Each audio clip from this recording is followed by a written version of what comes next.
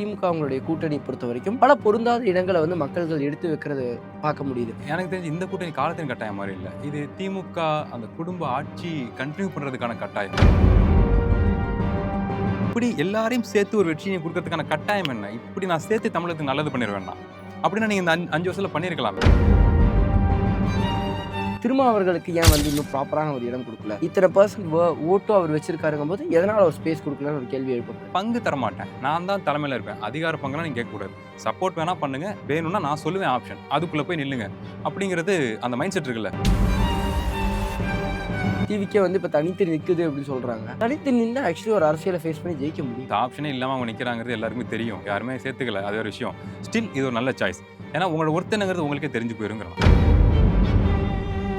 இங்க டிவிக்கான தேவை கிடையாது. அந்த டீமில் நினச்சிக்கிட்டாங்க. இப்போ சினிமாவில் வந்து ஒரு ஸ்கிரிப்ட் எழுதுவாங்க. இப்போ இந்த கதாநாயகன் உருவாகிறான், அவனுக்கான தேவை அங்கே இருக்குது, ஒரு சுச்சுவேஷனை கிரியேட் பண்ணுறோம், அங்கே போய் அந்த கதாநாயகனை வைக்கிறோம், மக்கள் வந்து சப்போர்ட் பண்ணுறாங்க, தூக்கி கொண்டாடுறாங்க, அவன் ஜெயிச்சிடறான் அப்படிங்கிற மாதிரி ஸ்கிரிப்ட்லாம் நல்லாயிருக்கும். ரியாலிட்டியில் அவ்வளோ ஈஸியாலாம் அது நடக்காது.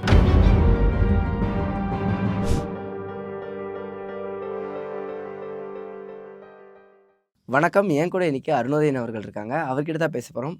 வாங்க பேசலாம். வணக்கம்ண்ணா. வணக்கம். அதாவது கிட்டத்தட்ட 2026 தேர்தல் வந்து நெருங்கிட்டே இருக்கும்போது, இந்த கூட்டணிகள்லாம் பார்க்கும்போது தான் நெறைய கேள்விகள் எல்லாருக்கும் உருவாகிட்டு இருக்கு. அதிமுக, பாஜக கூட்டணி முன்னாடியிலேருந்தே சொல்லப்பட்டுட்டு இருந்தது. விரிசல் ஏற்படுமோன்னுலாம் கேள்விகள் இருந்தது. ஆனா அது எதுவும் ஏற்படாம இப்போ ஆக்சுவலி சுமூகமா போற மாரி தான் தெரியுது.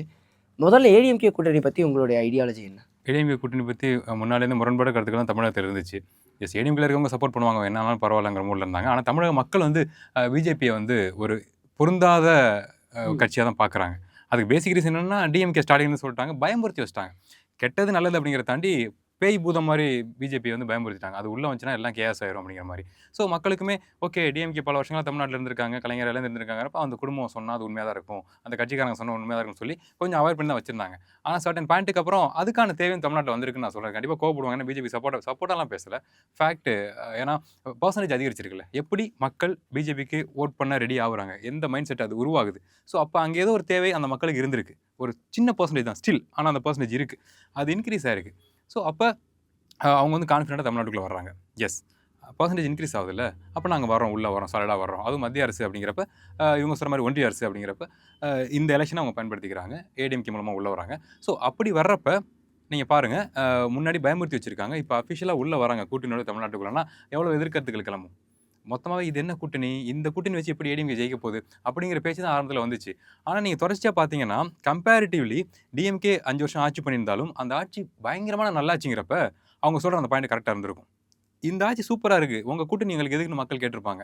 ஆனால் இந்த ஆட்சியில் உண்மையாகவே நம்ம ஃபேக்டாக தானே பேசுகிறோம். நிறைய குறைகள் குற்றங்கள் நடந்துட்டு கடந்த 2 மாதம், குறிப்பாக அந்த 2 வாரங்களில் பெண்களுக்கு எதிரான குற்றங்கள் ரொம்ப கொடூரமாக நடந்துகிட்டு இருக்கு. ஸோ அப்போ மக்கள் என்ன நினைப்பாங்கன்னா, இது எங்களுக்கு சரி வராது, நாங்கள் ஆப்ஷன் மாற்றி பார்க்குறோம் அப்படிங்கிற மைண்ட் செட் சாதாரணமாகவே வரும். ஈவன் டிஎம்கேல இருக்க பீப்புளுக்குமே வரும். மாற்றி ஓட் பண்ண மாட்டாங்க, ஆனால் தாட்டில் வரும், என்ன இது தப்பாக இருக்குது, அந்த பக்கம் ட்ரை பண்ணலாமா அப்படின்னு தாட்டாவது வரும்ல. ஸோ அந்த ஸ்பேஸை ஏடிஎம்கே பயன்படுகிறது நான் சொல்கிறேன். ஓகே. ஆனால் இந்த கூட்டணி எந்த அளவு ஸ்ட்ராங்காக இருக்குன்னு நினைக்கிறீங்க? ஏடிஎம்கேவாக இருக்கட்டும், இல்லை வந்து பிஜேபி உள்ள வந்திருக்காங்க, பாமக இருக்காங்க ஒரு பக்கம், தமிழக மாநில காங்கிரஸ், இந்த மாதிரியான கூட்டணி அமைஞ்சிருக்கு. எந்த இடத்துலையுமே இதில் வந்து சோஷியல் மீடியாலையும் சரி, வெளியும் சரி, ஒரு சண்டை இருக்கிற மாதிரியோ இல்லை எந்த ஒரு ஃபேக்டரும் வெளியே தெரிய மாட்டேங்குது. இது எப்படி பார்க்குறீங்க? நான் எப்படி பார்க்குறேன்னாங்க, டிஎம்கே வந்து பயங்கர ப்ரொமோஷன் பண்ணுறாங்க. அவங்களுக்கு வந்து எல்லாரோட ஓட்டு வேணும், டாப் டு பாட்டம் எல்லாரோட ஓட்டும் வேணும் அவங்களுக்கு. ஆனால் இந்த கூட்டணி இப்போ என்டிஏ அவங்க எப்படி பிளான் பண்ணுறாங்கன்னா, நாங்கள் ஒரு விஷயத்த சொல்கிறோம், இந்த மோடில் தான் நாங்கள் வந்திருக்கோம், நீங்கள் நல்லா கவனிச்சு பார்த்தீங்கன்னா இளைஞர்கள் அப்படிங்கிறது இருப்பாங்க.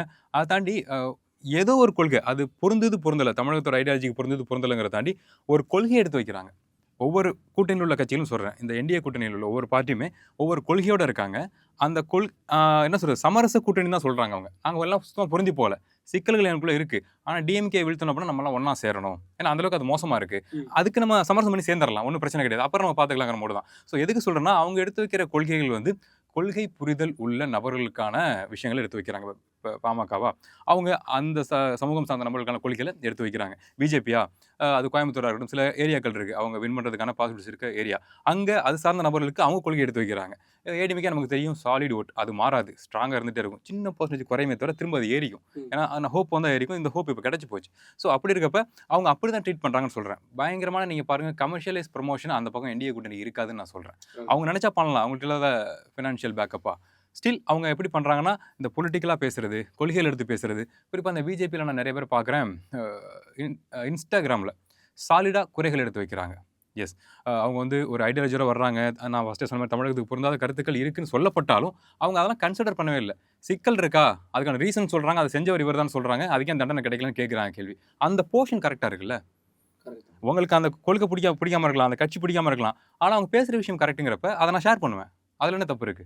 ஸோ அப்படி இருக்கப்ப, அந்த மாரி அவங்க அப்ரோச் பண்றாங்க பீப்பிள்ன்னு சொல்றேன். கண்டிப்பா. அண்ட் இந்த பக்கம் பார்க்கும்போது திமுக அவங்களுடைய கூட்டணி பொறுத்தவரைக்கும், பல பொருந்தாத இடங்கள வந்து மக்கள்கள் எடுத்து வைக்கிறது பார்க்க முடியுது. ஒவ்வொரு பாயிண்ட்டா அவங்க கேட்கறது வந்து, இது சரியோன்னு ஒரு கேள்வி நமக்குள்ளேயே கொண்டு வர மாரி இருக்கு. ஒரு பக்கம் வந்து ஓபிஎஸ் அவர்கள் ஜாயின் பண்ணப்போ பெரிய ஒரு கொஸ்டின் கிளம்பிச்சு. ஏன்னா, அவர் அதிமுகல வந்து ஒரு சிஎம்மா இருந்தவர். அவர் எப்படி போய் இங்க ஜாயின் பண்ணலாம்? கிட்டத்தட்ட டோட்டல் ஆப்போசிட்டா இருக்கே! அப்படிங்கிற மாரி ஒரு கேள்வி வந்தது. ஒரு பக்கம் தேமுதிக ஆரம்பிச்சதே வந்து திமுகவையும், காங்கிரஸையும் எதிர்த்து தான் சொல்லி சொல்லப்பட்டது. இப்ப அவங்க கூட்டணியில இணைஞ்சதா இருக்கட்டும், காங்கிரஸுக்குள்ள இருக்கிற சீட்டுகள் முரண்பாடுகளா இருக்கட்டும், பல விஷயங்கள் வந்து எடுத்து வைக்கப்படுது. இத எப்படி பார்க்குறீங்க? அதான் சில சமயம் சொல்லுவாங்க, கூட்டணி வந்து காலத்தின் கட்டாயம்ங்கிற மாரி.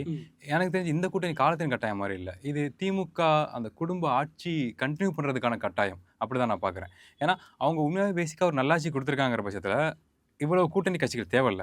மீன்ஸ் அவங்க கூடலாம் அவங்க ஆல்ரெடி கூட்டணியில இருந்திருக்காங்க. பழைய முன்னாடி உள்ள எலக்ஷன்ல கூட்டணி வச்சு தான் ஜெயிச்சிருக்காங்கிறப்ப, அதுக்கான நன்றி உணர்வுன்னு ஒண்ணு இருக்கும். அந்த கட்சிகளுக்கும் தேவை இருக்கும். அதன் பொருட்டு கூட்டணி அமைறது அப்படிங்கிறது வேற. அதே சமயம் எல்லா கட்சிகளுமே எனக்கு வேணும். லீஸ்ட் நான் சொல்றது. எல்லாருமே எனக்கு வேணும். டோட்டலா ஆப்போசிட் ஐடியாலஜி உள்ளவங்க தள்ளி போயிருங்க. மத்தபடி பிசிறு குசுறியா என்னென்ன இருக்கோ, நான் சொல்றது அ லீஸ்ட் சொல்றேன். லீஸ்ட் பெர்சன்டேஜ் பாயிண்ட் பெர்சன்டேஜ் உள்ள கட்சிகள் கூட எனக்கு வேணும். அப்படின்னு சேர்க்கறதுக்கான காரணம் என்ன? எனக்கு வெற்றி வேணும். கண்டிப்பா எனக்கு வெற்றி வேணும். அது மிஸ் ஆயிறவே கூடாது. அப்படிங்கிற கோல் தானே. ஸோ இப்படி எல்லாரையும் சேர்த்து ஒரு வெற்றியை குடுக்கறதுக்கான கட்டாயம் என்ன? இப்படி நான் சேர்த்து தமிழகத்துக்கு நல்லது பண்ணிருவேன்னா? அப்படின்னா நீங்க இந்த 5 வருஷத்துல பண்ணியிருக்கலாமே. அத நம்ம மிஸ் பண்ணிட்டோம். இன்னொரு தடவ நம்ம ஸ்பேஸ் குடுத்துட்டோம். ஆப்போசிட் ஏடிஎம்கேல அந்த கூட்டணி வந்து உள்ள வந்துட்டாங்க அப்படின்னா, அ அட்லீஸ்ட் என்ன பொறுத்தவரைக்கும் சொல்றேன். இதோட நல்லாட்சியா தான் மக்களுக்கு அண்மையாகும்னு நான் நெனைக்கிறேன். இந்த ஆட்சியோட கம்பேர் பண்ணும் இந்த 5 வருஷத்தோட கம்பேர் பண்றப்ப, அது அட்லீஸ்ட் நல்லா தான் இருக்க போகுது. ஸோ அப்ப அந்த ஸ்பேஸ நம்ம குடுத்துறவே கூடாது. இன்னொரு தடவ நம்ம தான் வந்துரணும். அதுக்கப்புறம் நம்ம நல்லது பண்றோம் பண்ணலங்க செகண்டரி. நம்ம ஜெயிச்சரணும் அப்படிங்கிற அந்த அந்த என்ன சொல்றது, அந்த லீஸ்ட் வேட்கை இருக்குல்ல, கண்டிப்பா ஜெயிச்சே ஆகணுங்கிறது. அந்த மோட்ல அவங்க இயங்குறது நமக்கு தெரியுதுன்னு நான் சொல்றேன். ஈவன் என்னதான் இது ஒரு ஆரோக்கியமான கூட்டணின்னு அவங்க சொன்னாலும், ஆக்சுவலா அது ஆரோக்கியமா தெரியல. ஏன்னா, ஒரு ஃப்ரெண்ட்ஸ் கேங்ல எல்லாருமே அது ஒரு சூப்பரான கேங்னா, அவங்க எல்லாருமே ஹேப்பியா இருப்பாங்க. புரொடக்டிவா இருப்பாங்க. வாழ்க்கையில ஜெயிச்சிட்டு இருப்பாங்க. அதான் ஒரு ஹேப்பியான கேங். நாங்க ஹேப்பின்னு சொல்லிட்டு, உத்து பார்த்தா எல்லாம் ஸ்ட்ரெஸ்ல இருக்காங்க. ஒருத்தன பத்தி ஒருத்தவங்க குறை சொல்லிட்டு இருக்காங்க அப்படின்னா, அது எப்படி ஆக்டிவான கேங்கா இருக்க முடியும்? ஸோ அதே மாரி தான் இங்க. குறைன்னு சொன்னது ஒரு டெர்மு. இங்க பார்த்தீங்கன்னா, இப்ப அண்ணன் திருமாவளவன் அண்ணன் கேட்டுட்டு இருக்காரு. அவருக்கான ஸ்பேஸ் கிடைக்க மாட்டேங்குது. சில வீடியோஸ்லாம் பேசுறாப்புல. அதே மாரி கூட்டணி கட்சிகள் இருக்க பல பேர் வந்து குறைகள் சொல்றாங்க. ஏன் இந்த சிக்கல் நடக்குது? ஏன் ஸ்பேஸ் எங்களுக்கு குடுக்க மாட்றீங்க? ஆல்ரெடி குடுத்துருந்தீங்களே. குடுக்கறது என்ன சிக்கல் உங்களுக்கு? அப்படிங்கிறாங்க. ஏன்னா, அ சுயமரியாதை, சமத்துவம்லாம் பேசுறீங்க. அப்ப நீங்க அத செய்ய மாட்றீங்களே. ஏன் செய்ய மாட்றீங்க? அப்படின்னு ஆதங்கப்படாம கேட்கறாங்க. மனசுக்குள்ள ஆதங்கம் இருந்தாலும், அரசியல் நாகரிகம் கருதி சாதாரணமா கேட்கறாங்க. நீங்க பாருங்களேன், இவ்வளவு குழப்பங்கள் உள்ள எல்லாத்தையும் சேர்த்து நீங்க வந்து ஒரு ஒரு ஒரு ஒரு கூட்டணி அமைச்சிட்டு இருக்கீங்க. அது வெற்றி கூட்டணியா மாறுமா? இது ஃபோர்ஸ்ஃபுல் கூட்டணி, வெற்றி கூட்டணி இல்ல. கண்டிப்பா. ஆனா, பல கருத்துக்கள் வந்து ஈவன் அவங்க காங்கிரஸோட கூட்டணி போடுறதுக்கு 2 நாட்கள் இல்ல. ஈவன் அந்த கூட்டணி அனவுன்ஸ் பண்ணப்பட்டதுக்கு அப்புறமும் கூட ஒரு சலசலப்பு இருந்துகிட்டே இருந்தது. சோசியல் மீடியாலயும் சரி, இல்ல அவங்களுக்குள்ளயும் சரி. ஆரம்பத்தில ஈவன் பல காங்கிரஸ் லீடர்ஸே வந்து இது நடக்காதுங்கிற மாரி டாக்லாம் கூட போச்சு. கிட்டத்தட்ட ஆனா அது ஃபைனல் ஆயி 27 சீட்டு அப்படிங்கிற மாரி வந்துச்சு. அது ஒரு குழப்பம் இருக்குன்னு நினைக்கிறீங்களா? ஒண்ணும் இல்லங்க. தமிழகம் இந்தியாலே ஒரு பெஸ்ட்டான ஒரு மாநிலம். நீங்க ஒத்துக்காட்டியும் ஒத்துக்காட்டியும் அதான் உண்ம. ஸோ அப்ப தமிழகத்துக்குள்ள வந்துரணும்னு சொல்லி மத்திய கட்சிகள் பிளான் பண்றாங்க. அவங்களுக்கு தமிழ்நாடு தேவ. ஏன்னா தமிழ்நாடு மட்டும் தான் தப்பிச்சு கிடக்கு. ஏன்னா படிச்சிருக்கோம். படிக்க வச்சிருக்காங்க. யோசிச்சிருக்கோம். படிக்க சொன்னாலும் படிக்கிறதுக்கு ஒரு புத்தி வேணும். நம்ம கேட்டு படிச்சிருக்கோம். ஸோ அப்ப இந்த மாரி நபர்கள் கொண்ட மாநிலம் கிடைக்கிறது ரொம்ப கஷ்டம். நம்ம பயங்கரமா வேலை செய்வோம். கற்பனை ஆற்றல் ரொம்ப ரொம்ப அதிகம். இண்டஸ்ட்ரியில பயங்கரமா என்ன சொல்றது, சினிமாட்டிக்கான விஷயங்கள்லாம் பயங்கரமா பண்ணுவோம். நம்மளோட திறமை ஊறும். தானாவே ஊறும். அது இன்பில்டாவே நம்ம அப்படிதான். ஸோ அப்படி இருக்கப்ப நம்மள டேக் ஓவர் பண்ணணுங்கிறது எல்லாருக்குமே ஆசை. ஸோ காங்கிரஸும் பல வருஷமா ட்ரை பண்ணிட்டு இருக்காங்க.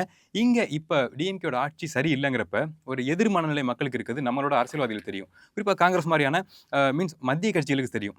டேக் ஓவர் பண்ணணுங்கிற பிளான்ல இருப்பாங்கல்ல, அவங்களுக்கு தெரியும். ஸ்டில் அவங்க டிஎம்கே கூட கூட்டணி வைக்கிறாங்கன்னா, அந்த ஸ்பேஸ பயன்படுத்திக்கிறாங்கன்னு நான் சொல்றேன். ஆல்ரெடி சரியா இல்ல ஆட்சி. ஸ்பேஸ் குடு, எனக்கு சீட்டு குடுத்துரு. கொஞ்சம் எக்ஸ்ட்ரா குடு. அப்படிங்கிற மோடு தான். குடுங்கிறது டெர்மு. குடுங்க அப்படிங்கிற மோட்ல அவங்க கேட்கறாங்க. அடுத்தவங்க குடுக்கறதுக்கு ஸ்பேஸ் கிடைக்குதுன்னு நான் சொல்றேன். ஏன்னா காங்கிரஸ் கூட நீங்க முன்னாடி கூட்டணியில இருந்திருக்கீங்க. உங்களுக்கு அது ஒரு பலம் தரக்கூடிய கூட்டணியா இருந்திருக்கு பாஸ்ட்ல அப்படிங்கிறது ஓகே. ஸ்டில் உங்கள ஃபோர்ஸ் பண்றாங்கிறப்ப எப்படி நீங்க அத அலோவ் பண்ணலாம்? எனக்கு இத்தன சீட்டு வேணும், கண்டிப்பா வேணும்னு சொல்லி எப்படி உங்கள ஃபோர்ஸ் பண்ண முடியும்? அதுக்கான உரிமை அவங்களுக்கு என்ன இருக்கு? இல்ல முடியாதுன்னு சொல்றதுக்கான உரிமை உங்களுக்கு முழுசாவே இருக்கு. ஏன்னா நீங்க 5 வருஷம் ஆட்சி பண்ணியிருக்கீங்க. மக்கள் உங்களுக்கு சப்போர்ட் பண்ணி தான் வோட் பண்ணியிருக்காங்கிறப்ப, மக்கள்கிட்ட நீங்க தாராளமா சொல்லலாம். கொஞ்சம் இந்த ஆட்சியில குளறுபடிகள் நடந்து போச்சு. நம்மள தாண்டி நடக்குது. சமூக ரீதியில கொஞ்சம் பிளான் பண்ணி சில விஷயங்கள் செய்றாங்கிறப்ப, எனக்கு தமிழக மக்கள் தான் முக்கியம். அவங்க புரிஞ்சுக்கணும், ஆட்சி பண்ணணும் அப்படின்னா எங்களுக்கான ஸ்பேஸ் தான் அதிகமாக இருக்கும்னு டிஎம்கே சொல்லலாமே. நீங்கள் வந்து முட்டிக்கிட்டு தடுமாறுறீங்க. கொடுக்குறீங்க, வேணாங்கிறீங்க, ஸ்பேஸ் கொடுக்குறீங்க.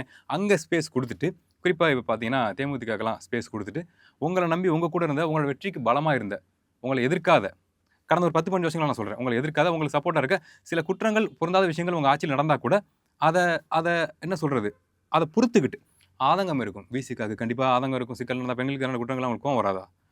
இப்போ கம்யூனிஸ்ட்காரங்களாம் கோவம் வராதா?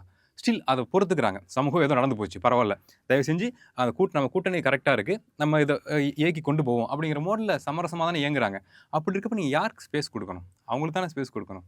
ஸோ தேமுதிக பழைய காலங்களில் அவங்க அரசியல் பண்ணுறப்ப டிஎம்கே எப்படி அட்டாக் பண்ணாங்கிறது நமக்கு தெரியும்ல, எவ்வளோ ஹார்டாக அட்டாக் பண்ணாங்க அப்படிங்கிற நமக்கு தெரியும்ல. ஆனால் அவங்களுக்கு நீங்கள் வர சொல்லி ஸ்பேஸ் கொடுப்பீங்க, இவ்வளோ சீட் கொடுப்பீங்க.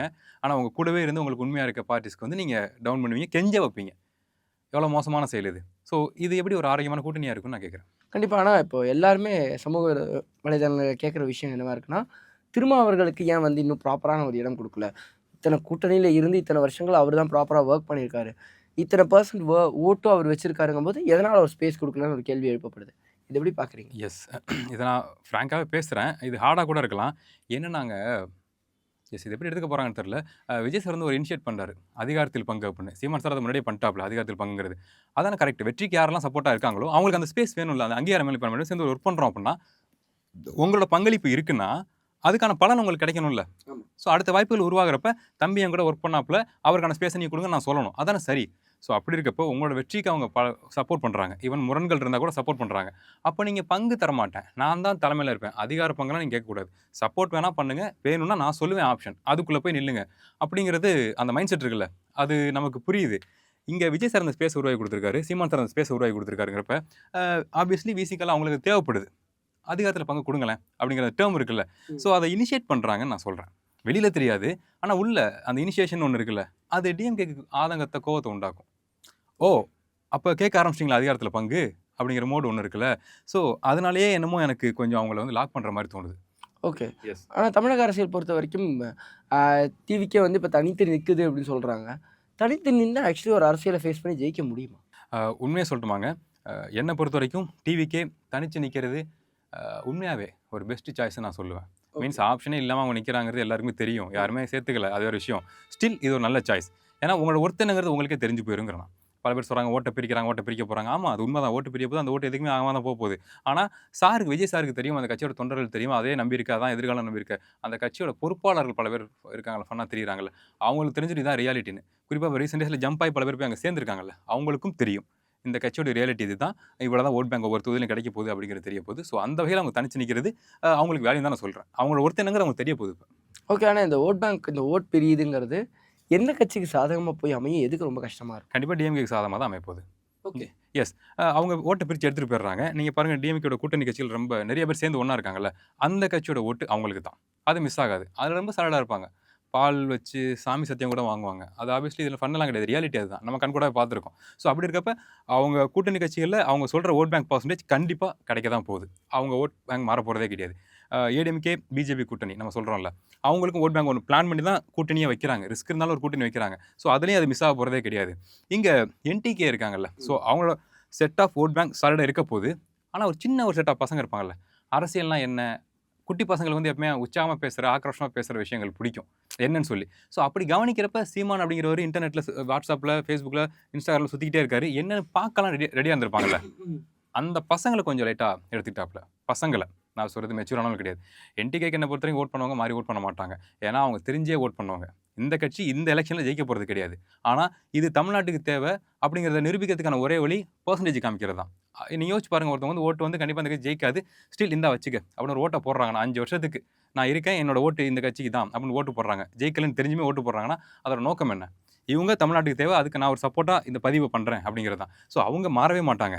ஆனால் இந்த குட்டி பசங்க இருக்காங்கல்ல, ஓகே சீமான் அண்ணன் பேச்சை கேட்கலாமான்னு ரெடியாக இருந்திருப்பாங்கல்ல, அவங்க டக்குன்னு இல்லை நீ வா நீ என்னோட ஃபேன், நீ என்கிட்ட வந்துரு அப்படின்னு சொல்லி விஜய் சார் கூட்டி போயிருக்காரு. ஸோ ஒரு சின்ன பர்சன்டேஜ் என்டிகேல அது இருக்கும். ஆனால் நான் சொன்ன மாதிரி ஃபஸ்ட்டு ஆல்ரெடி ஓட் பண்ணியிருப்பாங்கல்ல, அது மாறாது. ஸோ என்டிகே கிடைக்க வேண்டிய ஒரு ஒரு ஒரு கிடைக்க வேண்டிய ஒரு பர்சன்டேஜாக அவங்க கலெக்ட் எடுத்துக்கிட்டான்னு நான் சொல்கிறேன். ஒரு கூட்டணி இதுவுமே இல்லாமல் ஒரு கட்சியால் ஆனால் ஜெயிக்க முடியுமா? அதுதான் என்னுடைய கேள்வியாக இருக்கு. முடியுங்க, அந்த கட்சிக்கான தேவை இருக்குங்கிறப்ப முடியும். ஆனால் இங்கே டிவிகேக்கான தேவை கிடையாது. அந்த டீமில் நினச்சிக்கிட்டாங்க இப்போ சினிமாவில் வந்து ஒரு ஸ்கிரிப்ட் எழுதுவாங்க. இப்போ இந்த கதாநாயகன் உருவாகுறான், அவனுக்கான தேவை அங்கே இருக்குது, ஒரு சுச்சுவேஷனை கிரியேட் பண்ணுறோம், அங்கே போய் அந்த கதாநாயகனை வைக்கிறோம், மக்கள் வந்து சப்போர்ட் பண்ணுறாங்க, தூக்கி கொண்டாடுறாங்க, அவன் ஜெயிச்சிடறான் அப்படிங்கிற மாதிரி ஸ்கிரிப்ட்லாம் நல்லாயிருக்கும். ரியாலிட்டியில் அவ்வளோ ஈஸியாலாம் அது நடக்காது, கஷ்டம். ஏன்னா மக்களுக்கான தேவையை நிறைவு செய்ய, அது ஏற்றுக்கிட்டாலும் ஏற்றுக்காட்டியும் நிறைவு செய்ய இங்கே நிறையா பார்ட்டிஸ் இருக்குது. ஆல்ரெடி அவங்க செஞ்சு காமிச்சிருக்காங்க விஷயங்களை, அரசியல் செஞ்சுருக்காங்க, மக்கள் அதை சார்ந்து இயங்கியிருக்காங்க. நான் சொல்கிறது வட்டம், மாவட்டம், செயலாளர், அந்த ஸ்ட்ரக்சர் சொல்கிறேன், ஹேரார்கி ஸ்ட்ரக்சர் சொல்கிறேன். அது ரொம்ப ஸ்ட்ராங்காக இருக்குது எல்லா பார்ட்டிக்குமே. அப்படி இருக்கப்ப நான் ஒரு ஆப்ஷன் சொல்கிறதுக்கான தேவை தமிழ்நாட்டில் நடக்கலை. நான் இதை பல இடங்களில் சொல்லியிருக்கேன். விஜய் சார் இப்போ அரசியலுக்கு வந்திருக்கவே கூடாது, வந்துட்டார், இனி மாற்று சிந்தனையே கிடையாது. ஸ்டில் இன்னும் 10 வருஷம் கழிச்சு அவர் வராருங்கிறப்ப ரியாலிட்டி நான் பேசுகிறேன், அவரோட ஃபேன் பேஸ் ஏறி இருக்கும், இன்க்ரீஸ் ஆகிருக்கும், மெச்சூர் ஆகிருப்பாங்க. அவங்கள படங்கள் மூலமாக ஈவன் நீங்கள் எம்ஜிஆர் சார்னு அவரே சொல்கிறார், எனக்கு அது ஆர்வமே கிடையாது, அது ரொம்ப தப்பு, அவரை சொல்லக்கூடாது, மக்கள் சொல்லணும். ஸோ அவரோட ஃபார்முலாவை நீங்கள் ஃபாலோ பண்ணியிருக்கலாம். நீங்கள் ஸ்டேஜில் சொல்கிறீங்கல்ல, எம்ஜிஆர் சார் மாதிரி நான் வரப்போகிறேன் அதுன்னு சொல்கிறீங்கல்ல, அதை நீங்கள் பண்ணியிருக்கலாங்கிறேன். இந்த 10 வருஷங்களை ஷார்ப்பாக டார்கெட் பண்ணி அடித்து உங்கள் கொள்கைகளை பாடல்கள் மூலமாக, படங்கள் மூலமாக சொல்லி உங்கள் ஃபாலோவர்ஸை படங்கள் மூலமாகவே பக்குவப்படுத்தி கொண்டு வந்து நீங்கள் பாலிடிக்ஸ்க்கு வந்தீங்கன்னா சாலிடான ஒரு இம்பாக்டை கொடுத்துருக்குன்னு நான் சொல்கிறேன். இப்போ இடையில பூந்து நீங்கள் அரசியலுக்குள்ளே வந்து, தமிழக அரசியலுக்குள்ளே வந்து அதில் உங்களோட தேவை தமிழகத்துக்கு தேவையில்லை நான் சொல்கிறேன். தேவையில்லை. டிவிக்கே இப்போ தமிழகத்துக்கு தேவை இல்லை. அவங்க அப்படி நினைக்கிறாங்க, ஒரு பிம்பத்தை உருவாக்குறாங்க. ஆனால் ஆக்சுவலி தேவையில்லை. அதான் ரியாலிட்டி. அது இங்கே தெரிய போகுது, எலெக்ஷனில் தெரிய போகுது. ஓகே நானா இப்போது டோட்டலாக வந்து இந்த மாதிரி சொல்லப்படுது. அன்றைக்கே நம்ம ground reality and social media பேசணும். சோஷியல் மீடியாவோட இதை பார்த்துட்டு இப்போ டிஎம்கேக்கு ஓட்டு போடுற கூட்டம் வந்து இன்னும் ஜாஸ்தி ஆகுமா, இல்லை அது எந்த மாதிரி இருக்க போகுது? எஸ், எனக்கு தெரிஞ்சு டிஎம்கேக்கான ஓட் பேங்க் வந்து மாறாது. ஓட் பண்ணுறவங்க ஓட் பண்ணிடுவாங்க. ஏன்னா டிஎம்கே இப்படி தான் தெரிஞ்சு தான் ஓட் பண்ணுற நபர்கள் அவங்க மாற மாட்டாங்க. அதை தாண்டி அந்த ஃபேவரிசம்னு ஒன்று இருக்குல்ல, ஒரு பேக்கப் ஒன்று இருக்குது. ஒரு பொறுப்பாளர் இருக்காருன்னா அவரோட பையன் இருப்பாங்க, அந்த பையனோட ஃப்ரெண்ட்ஸ் இருப்பாங்க, ஒரு ஃபேமிலி இருக்கும், ஒரு சம்திங் ஏதோ ஒரு தேவை அங்கே இருக்கும், ஒரு பேக்கப் இருக்கும், நமக்கு செஞ்சு விடுவார் செய்வாருங்கிற மோடில் சில பேர் சப்போர்ட் பண்ண தான் போகிறாங்க. ஆனால் அந்த மெஜாரிட்டி, அந்த வெற்றியை தீர்மானிக்கிற மக்கள் இருக்காங்கல்ல, அவங்க சொல்கிறது என்ன அப்படின்னா இது சரியில்லை அப்படிங்கிறது தான். மக்கள் மனசாட்சி இல்லாதவங்க கிடையாதுங்க, அவங்களுக்கு தெரியும் எது சரி தப்புன்னு. தப்பு பண்ணாலும் பரவாயில்ல, நீங்கள் நல்லவங்க அப்படின்னு ஓட்டு போடுறவங்க தான் மக்கள். அப்படி தான் ஒவ்வொரு பார்ட்டியும் மாறி மாறி எலெக்ஷன் ஜெயிச்சிட்டு இருக்கு. எல்லாரும் மனித புனிதர்கள் கிடையாது. ஸ்டில் மக்கள் மாறி மாறி ஏன் ஓட் பண்ணுறாங்க? பரவாயில்ல, எங்களை கொஞ்சம் நல்லா பார்த்துக்க அப்படிங்கிற மோடு தான். ஸோ அப்படி இருக்கப்போ இவங்க சரியாக பண்ணலை இந்த 5 வருஷம். ஸோ அப்போ அந்த மக்களோட ஓட்டு வந்து இந்த பக்கம் மாறப்போதோ அப்படிங்கிறது என்னோட பாயிண்ட் ஆஃப் வியூ. இங்கே ஃபைனலாக ground reality ADMK versus DMK எப்படி இருக்குது? ஏடிஎம்கே கொஞ்சம் ப்ரெஷரில் இருக்குது, ஆனால் அதை அவங்க அழகாக ஹேண்டில் பண்ணுறாங்க, ரொம்ப ப்ராப்பராக ஹேண்டில் பண்ணுறாங்க. ஏன்னா எனக்கு தெரிஞ்சு இப்படி ஒரு ப்ரெஷரை தமிழகத்தில் எந்த பார்ட்டியும் ஃபேஸ் பண்ணது கிடையாது. நான் சொல்கிறது கையாளாகாத தன்மை கிடையாது, இது ஹேண்டில் பண்ணுறது ரொம்ப கஷ்டம். அதை எடப்பாடி சார் ரொம்ப ப்ரோ லெவலில் பண்ணிகிட்டு இருக்காப்புல, நம்ம கண் கூட பார்க்குறோம். இன் ஃபியூச்சரில் வரலாறு எழுதுகிறப்ப அது எழுதுவாங்க அவங்க, எப்படி இவ்வளோ பெரிய ப்ரெஷர் பாயிண்ட் அவர் ஜெயிச்சு தாண்டி வந்தாருங்கிறது எழுதி வச்சுங்க, அது நடக்க தான் போகுது.